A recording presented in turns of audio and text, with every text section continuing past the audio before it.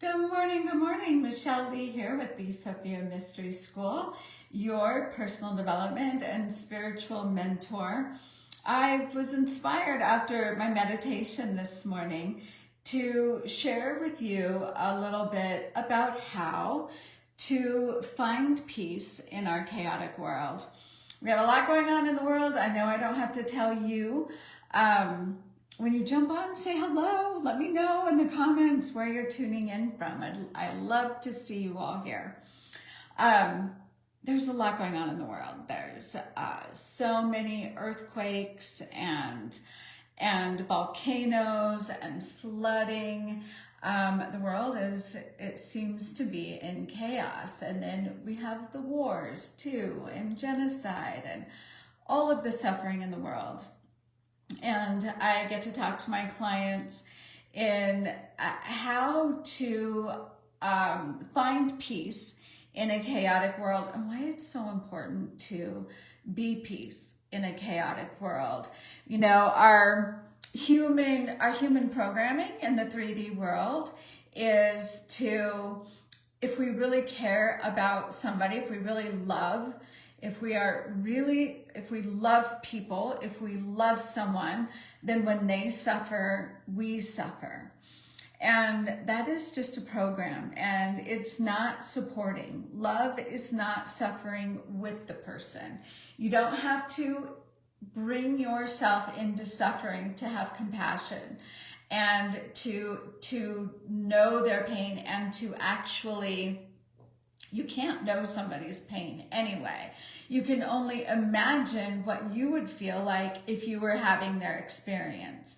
And that would be your pain in that experience. That isn't necessarily their pain in that experience. So thinking that you can take on their suffering or suffer with them is an illusion anyway. And it doesn't support. Love is being able to be with a person in their suffering and hold that space for them without asking them to change anything or to feel better. We don't have to lower our vibration. Suffering is a very dense vibration. Hello, Louise. So good to see you here. Suffering is a low vibration. Violence is a low vibration. The best thing that we can do in this world with all of this chaos, and this is a loop of 3D, right? People have been complaining about the same things for generation after generation after generation. This isn't, I don't believe this is any different than past generations, things that go on. It's kind of like a 3D loop so that we can experience as spiritual beings polarity and duality. This is the experience. So as a spiritual being, as one who chooses to awaken, it does not support us. And it does not support humanity to drop down into the lower vibrations of war, suffering, fear, no matter what's going on. It's important to be sovereign in your vibration. And so to find peace in a chaotic world is to be peace in a chaotic world. It's for you to be peaceful. And how that can look is recognize that the outside world is a reflection of our internal thoughts. So if you are feeling suffering from what's going on in the world, understand that the war going on out there is a reflection of the war going on in here. And that war is typically between the conscious mind and the unconscious mind, or the light part of yourself with the shadow part of yourself. There is an internal war going on. It can also be the war that you imagine with other people.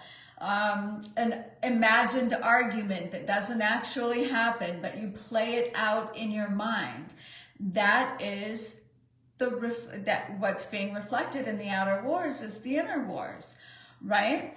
So what's super important is to be peace. So what is going on in your mind?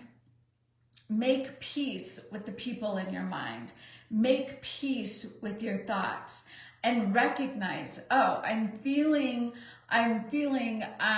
not peaceful. And notice what your thoughts were. What were you thinking about?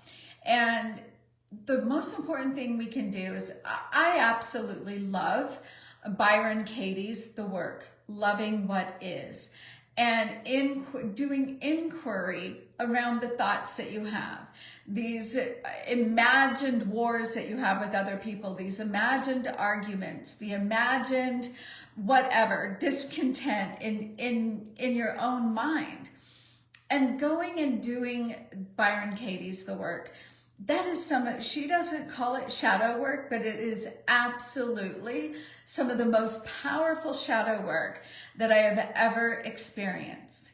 And it is one of the greatest ways to find peace when you are at war.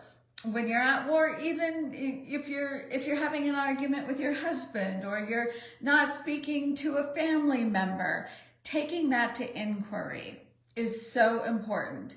And she's the first one that I heard talk about. Love is not suffering with another person, right? When you decide, and believe me, I remember in my 20s, being married to my first husband, and he was having a meltdown about something. I think he lost his job, and he was melting down about it, and I was being calm. I'm like, okay, well, this is, we'll figure it out. We'll be able to work it out. We'll figure it out. And I was being calm. He's like, you don't even care, don't you? You don't even care. And so it's interesting that when we're not bothered or moved by something, when we keep our cool, some people can judge that as not caring. And that's where we get into that program of, it's like, oh, if I'm not crying with you, if I'm not suffering with you, if I don't lower my vibration to match yours, it must mean that I don't care. But the greatest caring and the greatest mastery comes from maintaining that higher vibration, that higher faith of knowing, if this is happening in our world, it's for us, it's for me, it's for the people. And holding that higher vibration of faith, of confidence, of knowing that we are supported, that is how you find the peace. Holding that vibration no matter what is going on in the world. It's what Jesus was talking about when he talked about being in the world but not of it. Not reacting emotionally and matching the vibration of the war. Understanding that this is man's ways. This is part of the 3D world. And creating an interpretation that supports you and helps you to, yes, love the souls that are suffering, and understanding that if it wasn't meant to be, it couldn't be happening. Like, awakening happens from this. Every experience, every low density experience that causes suffering, we reach a higher level of frequency of awakening. The lower we go, the higher we can go. The higher we can go, the lower we can go. So it's this cycle. And what's important for you to do is to be the peace. Don't wait for peace. Peace will be birthed through you. Peace will be birthed through you. Peace is birthed through you. If you are a peaceful human being, you will ripple out peace to every person you talk to, every person you interact with. You will ripple out peace. We don't have to wait for the world out there to become peaceful, to be peaceful in our heart. The more peaceful we are, the peace emanates from us and then that is reflected in the world. I hope this supports you in being more peaceful. This is how we become fifth dimensional. It's not resisting the third dimensional. It's being the love despite the third dimensional, being the love, being the peace despite what we're seeing in the world. And if this is something that speaks to you, join me in my private group, the Sophia Mystery School. I'll put the link below because I go live every Monday and Wednesday in there talking about how to embody the 3 pillars of becoming fifth dimensional. And it is a process that is happening through us. Right? The more of us that become fifth dimensional, the higher vibration planet Earth can hold, and that we spread that high vibration. We want that to be contagious. The fifth dimensional peace, love, joy, abundance that we emanate through us becomes contagious, not the lower dimensional suffering vibration.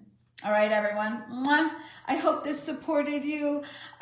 Post any questions down below. Join me in the Sophia Mystery School. I'll link it below, and I'll see you there. Bye for now. Mwah.